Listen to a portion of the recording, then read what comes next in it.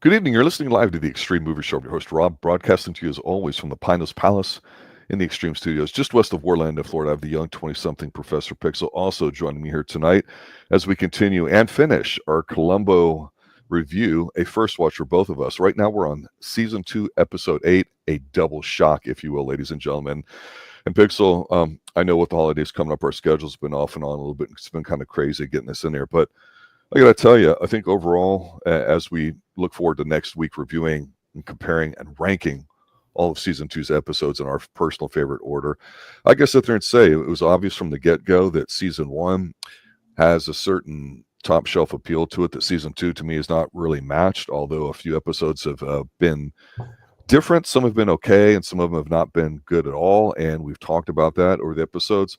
So I was really curious what to expect here as I saw from our Mission Impossible Season 1 review, Martin Landau being the guest star, not in one, but in two roles here, which I found to be extremely satisfying. I was really curious what was going to happen in this episode and how good it was going to be. And I got to tell you, this is, I think, out of Season 1 and Season 2 on the short list of one of the best episodes of all. And it's by far clearly the best episode in Season 2. And that's not even close, bud. Love this episode. A lot of stuff I'm looking forward to talking about with you over the next hour as people start, joining us here live in chat. I invited the people over in the Columbo File Log, our personal favorite website and only one we've ever really pimped out in the 5 years we've been alive here on Xtreme Movie Show, because they do such a great fun job with it and they support us as well by showing up. What's your initial take on this episode, sir? Give it to me. Well, it is quite shocking. Huh. Not funny. Do better. I didn't expect a lot in this episode. I don't know why. We had the beginning of it. We were pretty much like, we knew Martin Landau was in it, and he was acting kind of shady. And he kept mentioning a brother, but the fact that he is playing these identical twins, fan-frickin-tastic. Love it. They have to, huh? Love it. I have to correct myself. Last week, I went ahead and said that this story was written by Jackson Gillis. Now, he's the one who did the previous episode. He also did, what was the one on the train car with the exploding cigars? Oh, that fun one. I don't recall off the top of my head. Suitable for Short Fuse? Train, Short Fuse. And then Dagger for a Dagger of the Mind, Requiem for a Falling Star, The Most Dangerous Match, and then this one, Double Shot. Here's the thing, though. He did not write this episode. He created this story with the show's creators. So Richard Levinson and what's the other one? William Link. The story is created by the three of them. And the teleplay was created by Stephen Bochco.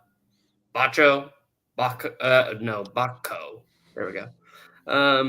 And this is fantastic. And you know what? I think Jackson Gillis was probably lifted up heavily by the creators of Columbo for this story. Whatever they did, they hit a home run. But I mean, as you like to say, the best way to really talk about it is to start diving in. So take us forward, sir. Yes. So we have an older gentleman. His name is Clifford Paris. Now, Clifford is older, but he's not married. He doesn't have an ex-wife hiding somewhere or anything. But he's getting married to this young beauty played by Julie Newmar. Lisa Catwoman, all 6 feet tall of her deliciousness. Meow. And to go ahead and set this scene, he has his nephew, Dexter, appear. And Dexter seems weary about his older, wealthy uncle marrying this young, not nobody, but you know what I mean. Free-spirited woman. Yes. And he goes ahead and talks about this with Mrs. Peck. Mrs. Peck has basically lived in the house for like 30 years, 34 years. She raised the Paris boys. And she cares deeply for Clifford and is also worried about Miss Chambers coming in and taking over the house and I've taken care of him for so long. But it doesn't seem like much is going to happen. Dexter does have a few words with his uncle, but they seem to leave on decent terms. But later that night, after Dexter has driven away, there is an arrival. So what did it start with? Fencing, right? Before fencing, it starts off even better, sir, because as a fencer myself in the foil traditions, I have to sit there and say I found a lot of these things from the early 70s, episode 50 plus years ago, just absolutely inviting. While you're giving everybody the rundown on the setup plot line wise, visually speaking, I didn't hear a word you said, I would say this is must-see TV because it opens with black gloved hands opening up something wrapped in a newspaper, which I know somebody your age has no idea what that is, but they did exist. Usually it's fish or some sort of meat or like a hand or something if you're in a mafia. And since I don't think we've gotten a mafia angle here in Columbo, at least not yet, I was going, uh-oh, what are they doing here? They're popping me because we also see like a black bag that looks like a doctor's bag. So I'm like, okay, what is all this? So we see a guy pulling out something. And it's the old school electric cord things, and he plugs it in, and I'm going, what the hell is this? And we don't see the face. We just see some of the shoes and the hands, and it's an old-fashioned blender. Yes, ladies and gentlemen, the kind that you lick the frosting off when you're in the kitchen baking cookies or whatever it is with your dough, and it's getting plugged in, and the guy's doing some work to it. He's splicing a little bit of the wire off. That's the old analog kind of stuff there, too. Why? Because we all know a frayed, chewed cord yet by a kid, a pet, some pesky rodent in your household when you're living in the hood like we are here in Pine Hills, that would always start a house fire and burn it down. And anyway, we see him testing it out in water because, as we all should know, electricity and pure water don't mix.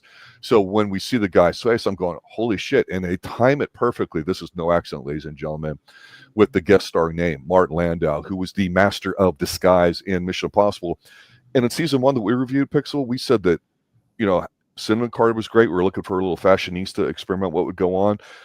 Some of the other guys near would have a moment or two to shine, but it was a Martin Landau show. I mean, it just was because he was so flexible in what he could do. He wasn't just a glue guy that got along with everybody. Whatever the situation called for it, his personality was, I'll figure out a way to make it work. He was not a specialist. He was a generalist.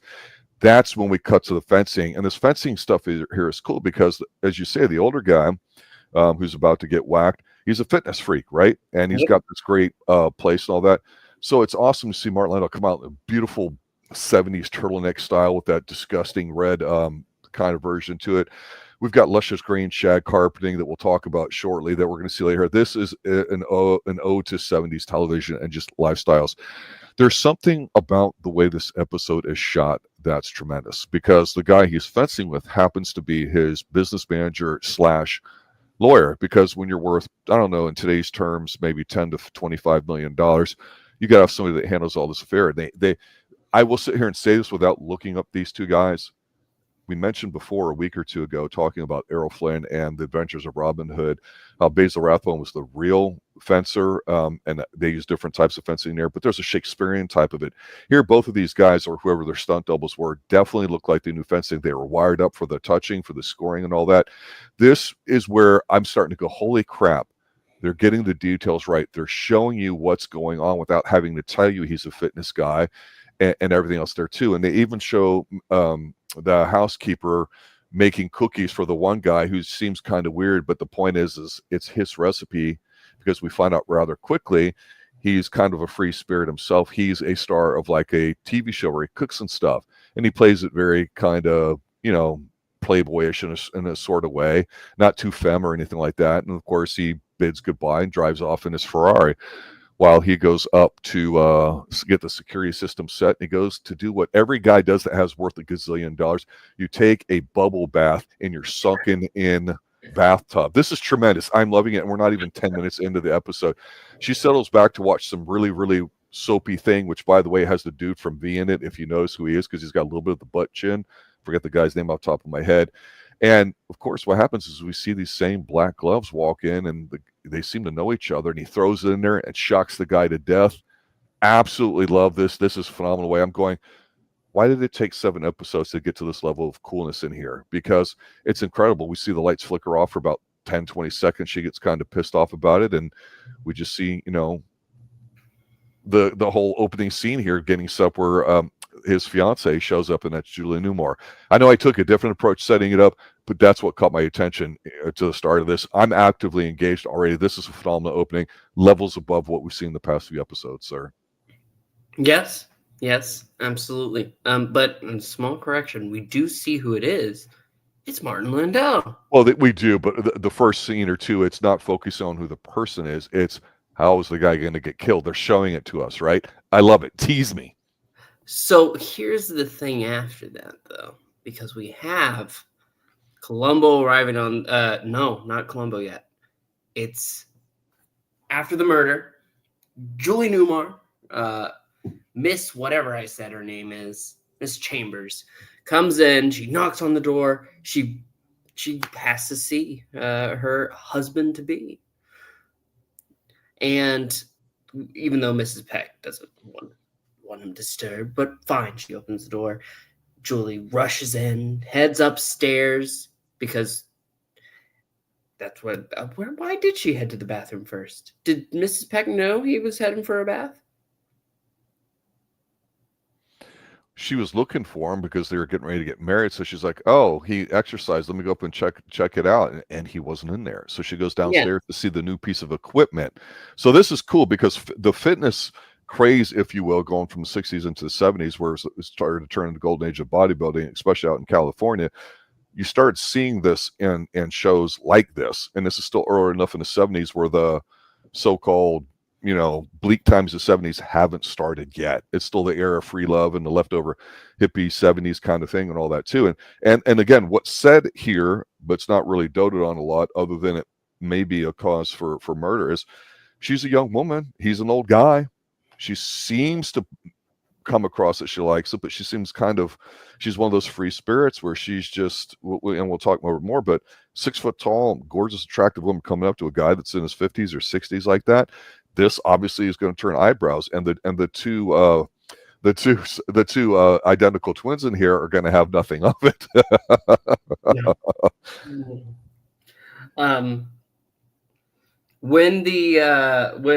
When Columbo does arrive on the scene, because she walks in on him he's on the exercise bike, and the pedals are just going, and that shot is tremendous. Oh, absolutely. And he's just hanging over, and it's moving. You can see him moving on it while he's bent over it. Oh, that's incredible. Clifford? And then Columbo arrives on the scene. He doesn't even know why he's there. He looks kind of out of it. Goes around and sees the new equipment. Nothing is screaming to him. It's just an old guy, even if he's in good health. Because that's why they're on the scene, mostly because Miss Chambers was certain there's no way that he could have had a heart attack. But that's what it looks like. It's an obvious scene. The part that goes ahead and throws hints at Columbo is when he goes up to use the bathroom. Well, why does he go up to use the bathroom? It's because he's so tired and absent-minded, as we've come to know him and all that.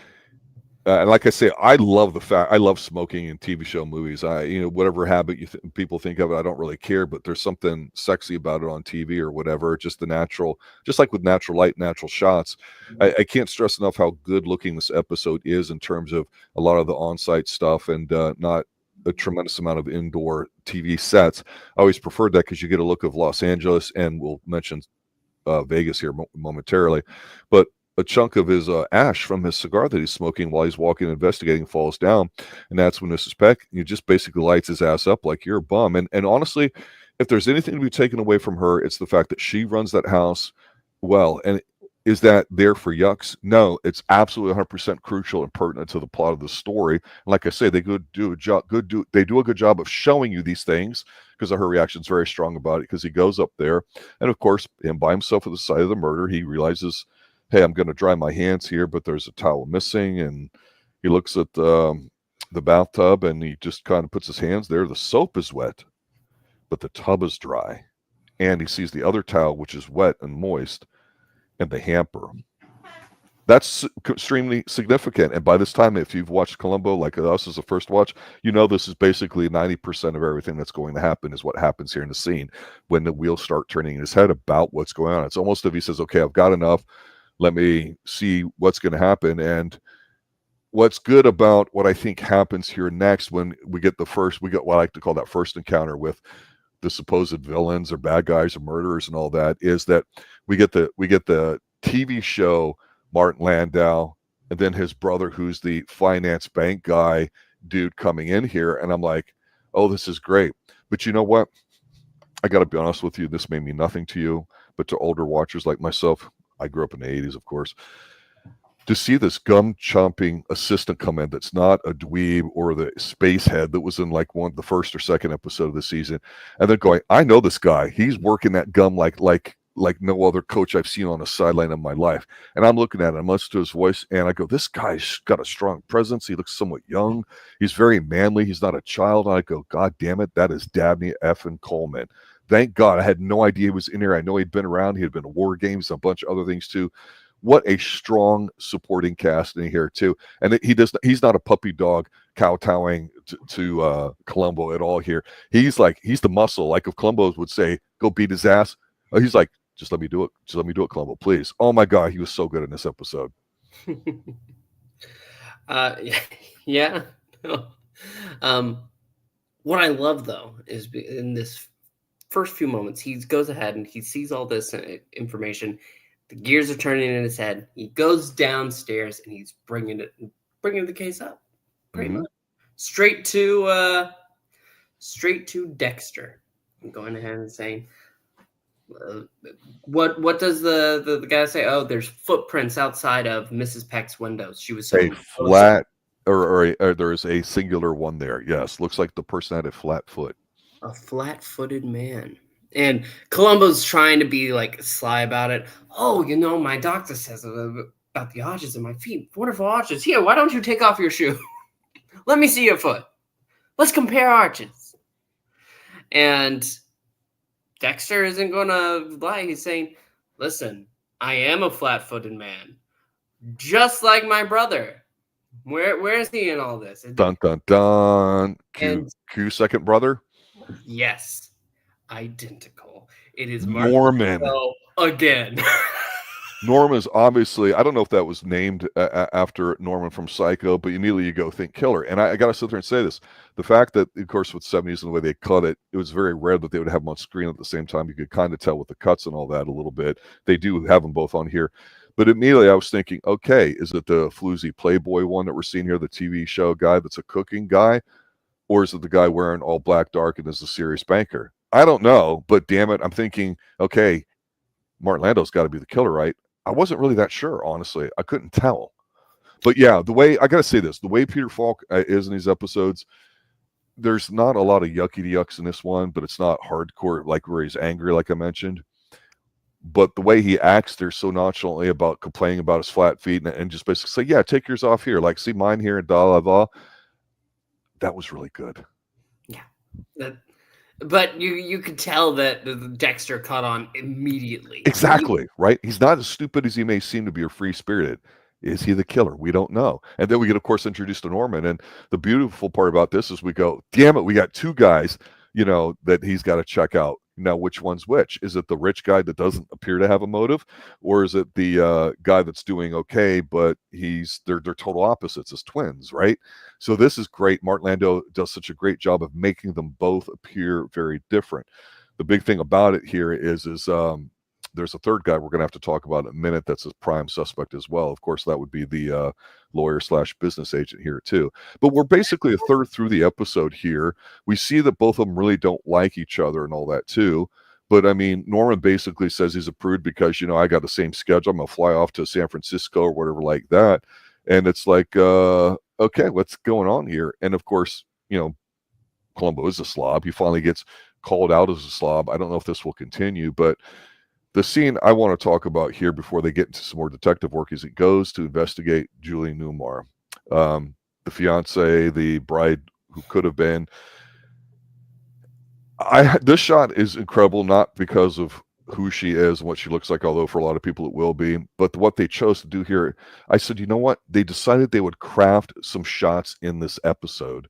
In addition to the opening gambit with the wrapped up kitchen utensil, which is phenomenal and all that, and the black gloves, all that stupid stuff there that just pops your inner child. They've got her on a patio of a regular apartment, not a rich one, and it's overlooking downtown LA or wherever, part of LA she's in, and it looks like it's a live shot. She's sitting there in a yoga pose with, a black one-piece outfit on that's attractive but not overly sexual. She's an natural gorgeous woman, had ballet training, very graceful. And Columbo comes in, he watches her, and they have a conversation. He's like, "Oh, I'm sorry, whatever." She's like, "No, don't matter. Come on in." And she gets mad on him, but you go, is she an airhead? Is she a space cadet? Or is she just like one of these new earth kind of ones that would be open to something? And she pretty much says, yeah, I really don't like the vibe I'm getting from you. You can leave. And I'm like, this is a great scene, but they frame her where she's got a hand on the sliding glass door that's open to it, and they do a good job of piping in silence. And Columbo, who's not a tall guy, standing next to her, she's clearly taller than him, and you can both see their feet for the most part. So I thought, this is incredible that they were not afraid to show a woman who's naturally about 6 feet tall, not even in heels, like this, who's not all angular. This woman is well proportioned and all. She's quite stunning in here. Wait a minute. Could she possibly be the killer? We don't know that, right? We've seen women killers on here before. We've seen some strong women. We've got another woman on here that runs the household. Maybe there's something going here that we're not privy to yet. At this point, it's really not clear who they're trying to lead to, but I thought this was a nice exchange, because now we can say we've gone through the first act. We're starting to get in the second one, where we're going to be talking about the famous cooking scene apparently here in just a moment. But I think a lot's happened, and it's just going so quick. What's your take up to this point? Well, no, I like that scene a lot.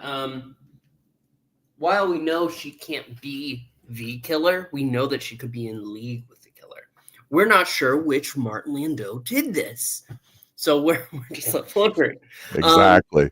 But what I do love is when he first visits the set of the cooking show, he goes over to Dexter and he says, well, I went ahead and I spoke to your secretary, and she said that recently you bought 2 mixers, because he already has the theory that he was electrocuted in the tub. That's pretty much it. And Dexter, it's like, detective, he walks over back to the kitchen set. He throws down 2 of them right on the counter. And it's like, see, they're right here. I bet I know who said this. It was Norman, wasn't it? Norman just pointing you my way. And eventually Columbo says something about motive is a key thing. Why would Norman want to kill your uncle? And Dexter has an answer. So they take a short plane flight over to Las Vegas. Just middle of the day. Do you have a couple hours to kill? That's what they call Old Vegas, though. That was awesome. And Vegas was so big then, too. The Rat Pack, all that stuff kind of put them on the map. We would see it in Diamonds Forever a year or 2 earlier. So this is what they refer to as Old Vegas. Vegas today does not necessarily resemble Old Vegas. It's just because of the mega palaces and everything else there, too. So it's always refreshing when something like this pops up and you see it. I just, for some reason, when you get to see all these shots from old Los Angeles or San Francisco or whatever city you're in, to see what it was like back at that time, it's kind of cool to me, because right now with everything being CGI, you don't really get to see anything. But the thing is, the part that's like sitting with me is that they, even though they're over in LA, they just go to the airport, take a quick flight over to try and catch Norman and enact. He's rolling the dice, baby. He's trying to be a high roller, and he is in debt up to his eyeballs. Yes, they go to the casino because he did an impression of Norman back in the studio. He's like, if you like that one, watch this. And they go over to not the bank teller, but the chip girl, and says, this gentleman has agreed to help me alleviate some of my debt. And at once, Columbo is almost in on the bet. Now, wait, I'll do it, but I got to know how much in debt is he? And $37,000 in debt in this one casino alone. They have a scene after where they're both playing on it, both Martin Landau's, but it's pretty much just an intense staring contest. That's when we do the scene with Lisa Chambers, all that with the Catwoman, and like I said, lovely. But I was pretty certain at this point she had nothing to do with it. She was hiding something, which we're going to learn about here in just a moment. Well, I think the thing about this whole next thing that comes up is, there was more of an emphasis back then of quality, I think, writing and scripts and all that too. But also remember, we're talking, 50 plus years ago for television to compete with the level of writing and production values of movies at the time had to definitely set itself apart. And so, again, I don't think there's quality stuff out there today. There's just a great deal of volume of stuff, but a lot of it's not very good or whatever, in my opinion. And I think, again, going back then, one thing that I can't state to you enough is how much live sports, live anything, capturing something in the moment was a huge deal, because you only had a few major television stations. You had local, which is always very big.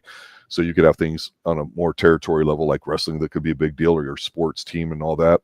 And here, what's going on is live television that can be cheap produced, and you can have a studio audience and all that, is super popular. Still actually continues to be that way today with a lot of daytime soaps and game shows.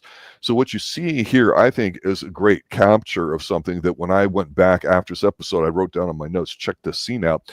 There's a scene here that goes on for about 10 minutes where we see Columbo, as he always does. He follows up with all the suspects, and he's always pressing them. Usually it's the, just one more thing scene type and all that. So I think it's Dexter's the cook, correct? Yes, Dexter's. So Dexter's in front of a live TV audience, and he's doing cooking.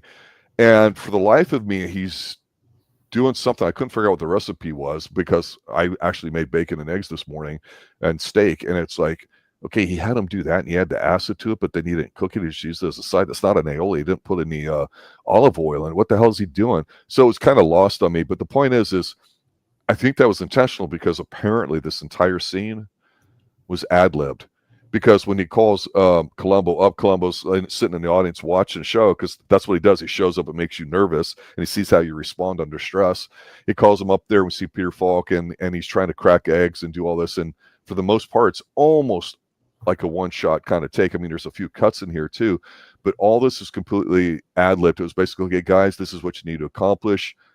Cameras go. So you see them acting, and there is definitely a chemistry between these two. And we've said in Mission Impossible, even though a lot of the episodes seem to blur together, and Kaplakistan and Simmons in a lot of them, but Barney maybe not be in all of them, but Martin Landau was the guy that you go, okay, this guy's a character.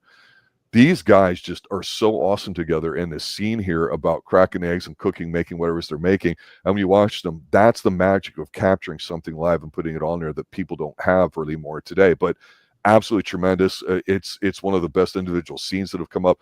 It's a little jokesy or whatever. I didn't care for it. But I'm watching Dexter go, okay, is he going to crack? Is he going to fold or whatever? He's a charm in front of the cameras, but afterwards is when he points out the blenders and all that stuff. Professional equipment is very expensive, as anybody that has professional items know. But it's also an escalation, like you said, because when you go to Vegas and see everything, you realize, okay, there's two things, and you go, wait a minute. The only thing I'm not getting about these twin brothers is, do they really hate each other? What is it that's driving wedge between them? Are they both have an affair with the girl? Did one of them have an affair with him? There's nothing hinted about it at all, but we all know Columbo, it comes down that there's usually a clue that's not given to us, which always sucks at the end. And I call that the contact lens clue from season 1. But this was smart writing where you get to see them looking at each other. It's good acting. He was a winner before his brother shows up, and then he's a loser with the roll of the dice. But then we get to see the guy that I think played on Buck Rogers. He's the finance guy. He's the money guy. He's the bad guy. He's the older guy, and it's just a very well-dressed, very dark charcoal gray suit. Everybody's suit game was on point. Everybody's dressed impeccably in this episode. Miss Peck with her pearls, it's the right length. It's perfect and all that. The right color tones. Everything is spot on. The ties. Everything is high fashion. He's doing a sale of some of these antique items in the house or whatever. because there's a question about the will. Apparently, he's got a copy, and she's got a copy, the fiance. And so he's going through documenting some stuff on Columbo's in there, and she hates his guts basically because he's not very respectful of stuff there too, and he accidentally puts out some ashes on the ashtray. But what we get revealed to us, which kind of furthers the plot a little bit, is he basically he's not an ass about it. He's just matter of fact, very lawyerish. Like, yeah, obviously I do stand to gain a lot from his passing or whatever, being his lawyer and his business manager here too. I hope that doesn't make me a suspect. And he's so not smooth at pulling it off, but he's very matter of fact about it. Like, well, Columbo, you in no right mind should even think about me at all because there's nothing to it.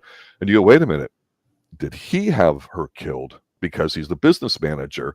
And we don't know that because it's not ahead to it. I thought, man, would this be an absolute sway of an episode if Martin Landau playing both people here were not the killers and they were set up by this guy that you didn't even see it coming? I really have no idea who the killer is, other than the fact that you mentioned we know it's one of the Landaus, but is he in collusion with one of them?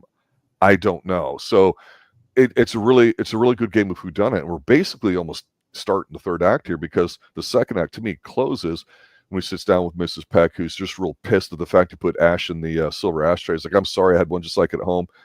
He goes over to her, apologizes. This is just a great scene here too. She's just livid and all that, and he goes through this great personal way of apologizing. And he goes to walk off, and she basically says, come in here, and sits down. She makes a comment where she's almost apologizing. And they sit there and talk, and she's like, I will have you sit down and give you some of these, what does she call it? Because the guy that died was a fitness fanatic. She goes, nutritional milk and cookies. I'm not joking, ladies and gentlemen. You see him there with a plate of cookies and milk, and they're talking with each other until he screws up because he's trying to fix the TV that flickered off and on when the killing took place real quickly, and it's a different color, and he screws that up and gets kicked out. So you're like, okay, whatever, but this is when we're in high stakes. We only got about 10, 15 minutes left. The lawyer's like saying to, was it Dexter and all that, hey, man, just got to say, if you can, get the will back from the fiance and you sign over to me that I'll be yours here, I'll stand to benefit from it, but then so will you because he wanted you to be in charge of it. So you're like, man, this guy's playing him. So is it Norman, the guy, the twin dressed in black killer? I don't really know, and I'm digging it because it's not like we know the one and we're watching them unfold. That's what makes this, while in a similar formula that we've gotten used to here in Columbo for 2 seasons now, slightly different because you see him call up Julie Newmar and basically so smoothly in front of him while he's listening on another line, basically saying, yeah, just there's a lot of circumstantial evidence. The police are probably going to be coming for you soon. I can be over at 5 o'clock. If you just leave me the will, that's great. The beauty of it is when he goes over to see her in that beautiful apartment where she was doing her yoga overlooking that. Again, Pixel, this is why I say it not only was a beautiful shot, it was a beautiful woman. You get to see LA. It's pivotal because we're visiting that exact same scene because when the lawyer gets in there, he sees the will basically like, on a table or whatever like that. But then he doesn't know what's going on, and he looks over the ledge, and she had been pushed over, and she fell to her death. And it was a nice scene. It was very striking. This is really good. This is really entertainment. The thing is not slowing down. It's at an even keel pace. I absolutely love it. And then this is when Columbo shows up with, was it Dexter, and they're having a conversation. And then basically we're at the end. So I talked for a few moments there. Let me let you fill in some gaps. Yeah, I do love when he rushes back because people are looking up now to from where she fell, and he's like, oh my god. He rushes to the elevator and he's slamming the button like, gotta get out of here. And it opens up, and who's there? It's an officer. I have to ask which apartment you came from, sir. And Columbo, at this point, he is walking back and forth in Dexter's apartment, and he's pretty much explained what happened, that they brought Hathaway into the police department. He's saying that he's pretty much set up at this point. Mm-hmm. He's almost certain that it was Dexter as well. But Dexter is saying, well, you know what? spoke to Newmar on the phone about it. He'll probably deny it, but he knew that Hathaway was going over there at 5 o'clock as well. Yep. And I'm trying to remember what's the last thing that he says that like snaps. Who said that? Well, the problem is that these twin brothers.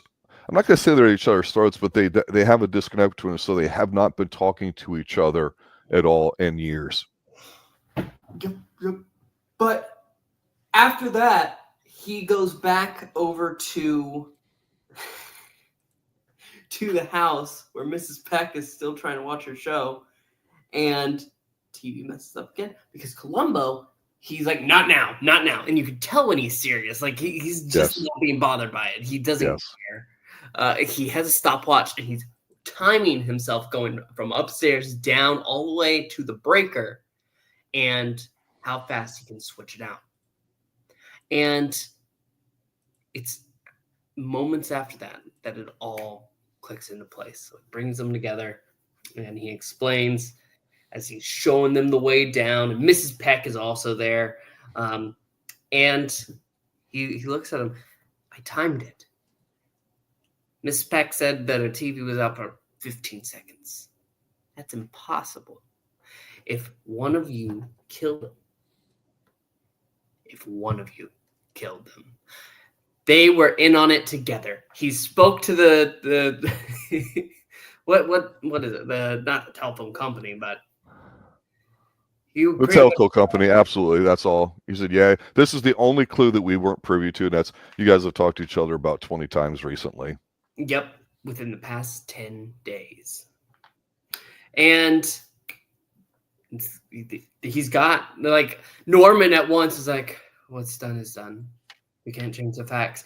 And Dexter's like, "Shut up, you fool!" But they're caught, and you know what? It's just you're sat. It is a shock. It's a double shock. It is, and the thing about it too is there's two different times. There's the time of when electricity went off, when you had the surge in the house due to the accident or the murder, but it's a load going on. That was only like 19, 20 seconds, whatever it was, and it would take 67 seconds, I think it was, or 63, whatever like that, almost a little over a minute to go from upstairs downstairs if you were prepared to do it. So the only way that could have happened was whether or not two people were in concert with each other, and that would make sense. So it's kind of interesting because they introduced one or the other, and then I started thinking I liked how they introduced one. Then you saw the second twin, right? And like I say, he's dressed in black. Subconsciously, you're thinking, okay, maybe it's him because he's the stern guy and he's the money guy and he has gambling debts. Whereas the other one's a free spirit doing successfully on a TV show. What motive does he have? And then, of course, you go, it's not going to be the old lady, is it? Because that would have been really kind of cool in a way, because maybe she hates the young flus here. I don't know what. Maybe we'll get an episode like that. Maybe not. But then we get to see the older banker, and I'm like, wait a minute. This guy knows all the specifics about the will. We're not even thinking about him. This would be a nice little swerve. They did a good job in here of really stringing you along to the gotcha part here at the very end where we see it unfold, where he explains to everybody. And what I liked about it, too, is even though this is normally the very end of it, you get him walking off with her, just kind of taking her hand and guiding her down instead of it being a stop freeze thing. I kind of like that. I don't know if that was different, but that caught my eye. Again, Landau's dressed impeccably. Everybody else is too. We get to see Dabney Coleman in here a little bit, the gum chopping hero that he is. And I really liked how this unfolded because he took them upstairs, got in the tub. He asked one of them to kind of help him out. And he's like, yeah, this is stupid. I can't do it. And he goes, yeah, that's kind of my point. Let's go downstairs. Whatever. And he goes, that's why we needed two people to move the body and do, or, this, that, whatever, to place it down or dry it off and put it on everything. I gotta sit there and say, I don't know if you can hear this. I'm clapping my hands because this was the kind of episode that I'd gotten spoiled from season 1 to thinking we would get all of season 2. I feel like we haven't, but even compared to season 1, this is up there. It feels like this is, we know what a real Columbo episode is. Let's give it to everybody. Great actors, supporting roles. The lady just calls him a bum the third time he defiles the place up and all that. And it's important because not only does he have to kind of apologize to her, the strength of her personality and how well she keeps everything to a schedule is key, because the only thing in here is the alarm system, we saw, that black gloved hand setting it and resetting it off and on. So you don't have to know how it works. You just have to know that when she's watching, it's Mark Singer. That's who it is, the guy from V, Mark Singer. When you're watching that crappy soap opera, you're like, why are they showing this to me? Oh, it's Mark Singer. But then when we see it go off and the guy turns purple because of whatever, and then the rest of the electricity comes off, that is significant. So it's important for us to see that she's not the killer, so we know it's not supposed to be her. We do know it's one of the Landaus, like you said, from early on. But even the fact that there's two of them and you had the business manager, older gentleman, you go, okay, maybe it's a triangle. And even though we've had at least a female killer, we've had some side piece women and some others in some of these episodes. This I thought was interesting because they finally had a really gorgeous, beautiful woman that was just freely in love with somebody, and he was too, and there was no shenanigans about it or anything else. It's the only weak thing about this episode is okay, yeah, they were greedy and they wanted the estate, but there was no, I think divvying it up between all these characters made it hard to really focus on one. And so while Landau always does a great job, I think we really relish in the villain that goes head to head with Columbo one-on-one rather than 2-on-1 or 3-on-1 in this case here. But that being said, just a great episode, phenomenal watch. It's a wonderful way to finish off a second season of Columbo. It gets me excited for season 3 or 2 because I really wondered, are we going to get the stupid dog? Are we going to get some hokey horn music and bullshit stuff like that we've seen in some of the episodes? And started off good, season 2. It was an interesting episode or two and some bombs, in my opinion. But boy, did it finish strong between last week and this week. 2 really great, strong episodes to finish off. Final thoughts. Before last.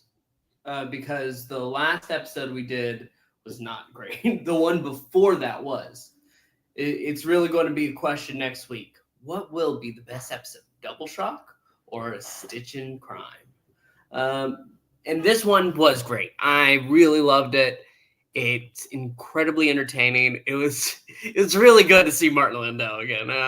Mission Impossible. By the end of it, we were a little we weren't disappointed like we were with The Prisoner. It didn't let us down, but it came to a point where it was just, you're getting the same thing every time. You're going to Mission Impossible to watch them take their mission and just succeed. It was over. Goodbye. And for Columbo, we do a lot of the same to go ahead and watch Columbo solve it, but it's always great to watch him solve it. It's dragging us along. And to have a genuine whodunit, like, yes, I complained in the past about a story not giving us everything, but this gave us enough for us to make our assumptions, to try to figure it out. That scene where Columbo has Norman try to lift him out of the tub. Mm-hmm. That was great. You had Martin Landau laughing right there, and then him pulling him up on the other. But that's another piece that just gives Columbo that answer, and you start seeing it as he goes down. They did it together. It's the two of them, and I really did love this episode. It was really great. I'm excited for the next one because it's Vincent Price. But next week we'll rank them all and see where season 2 stands.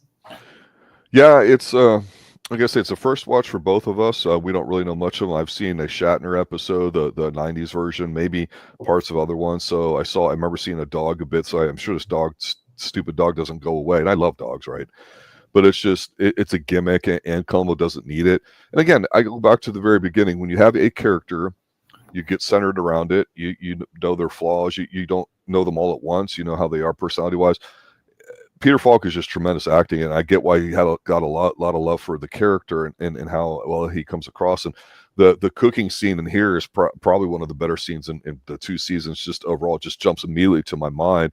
Along with was it suitable framing, the gotcha there at the end with the gloves. I mean, if that didn't stab you, make you go, oh damn it, you got me. I'm still waiting for one of those, but it's pretty good that they leave you on a good note, because again, these are not full seasons, like 20 plus episodes. They're only like 6-7 episode seasons. I looked ahead, and I think there's 1 or 2 seasons they're even less than that for whatever reason. I'm sure it had to do with salaries, and they were in rotation with other shows. But seeing a young Mark Singer on television, knowing he'd go be and a bunch of other stuff back in the 80s makes me feel older as an 80s kid, and you being only 20-something years old. It's nice to see that we can get a first watch on it, and there's a lot of people that love it. And I get it now. Again, when you watch something, sometimes when you're older, you see the adult side of things that were in there that you didn't see as a child or went over your head. And I think the sign of good writing is keep it simple. If you're going to murder somebody in this case and you're going to show how you're going to do it, show the human nature side of it. Why would Columbo come to the conclusion that he did? Show how it's possible with some of the scenes. And that's the simplicity and the storytelling of it. The important scenes here, you could probably condense it down without any verbal dialogue, and you're just visually watching it. So let's just say you put the volume on mute and you're watching it, and you only watched a few scenes. You could see how we could piece it together, and you would know what's going on. That, to me, is what television movie is supposed to be about. Number one, first and foremost, it's a visual medium. It needs to look good. It's visual art. Okay, now some people might say, well, the movie we're getting ready to talk about here shortly, live, The Spirit of St. Louis, some people are going to say, well, there's not a lot of character in it because the director, Billy Wilder, is more famous for just saying, you know what, we're going to be it more about what the story is, not all about the fancy stuff there. So he's totally different than like a Hitchcock that will sex things up. So it really just depends on what your preference is. But Columbo, boy, I'm glad I've got confidence again now that they're doing the right thing. And I'm looking forward to 2025 when we start dealing with season 3. That's going to be very interesting. Guys, I want to thanks everybody for joining. Apologies in advance for the chat disconnected. Don't know what happened there. We've had some issues with StreamYard and or YouTube over the past few days.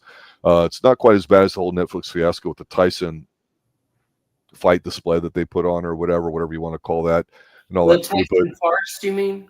Well, you know, I stayed up and watched it, but anyway, it's just do things simply, just make it accessible. Columbo's a great go-to for it. These are available on Tubi, I think, Archive, Internet Archive, a few other spots. Check it out, guys. You will not be disappointed. The prints are always good. Season 1, Season 2. Season 1's obviously gets my nod over Season 2, but there's some good things in Season 2 as well. Enough that we're going to be discussing Season 3 at some point. Good night now. Good night. Farewell.